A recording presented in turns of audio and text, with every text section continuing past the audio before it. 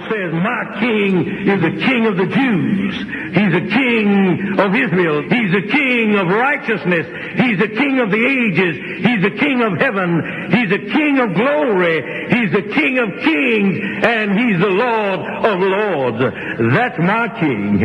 I wonder, do you know him? My king is a sovereign king. No means of measure can define his limitless love. He's enduringly strong. He's entirely sincere. He's eternally steadfast. He's immortally graceful. He's imperially powerful. He's impartially merciful.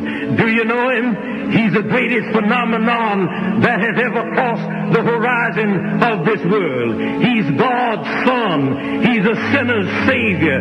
He's the centerpiece of civilization. He's unparalleled. He's unprecedented. He is the loftiest idea in literature.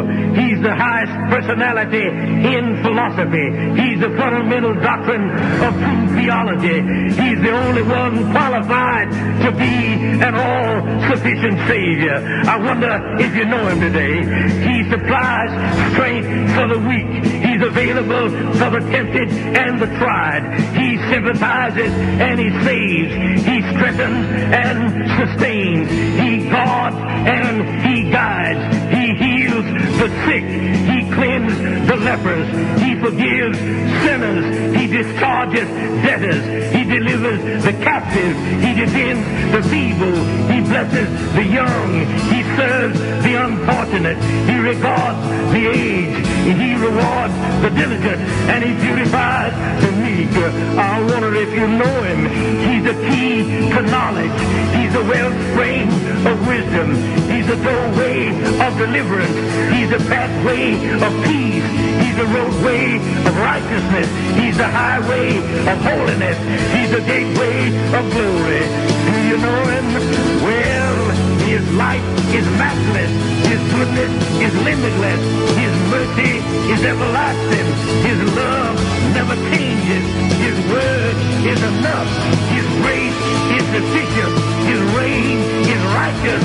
And his yoke is easy. And his burden is light. I wish I could describe him to you. He's indescribable.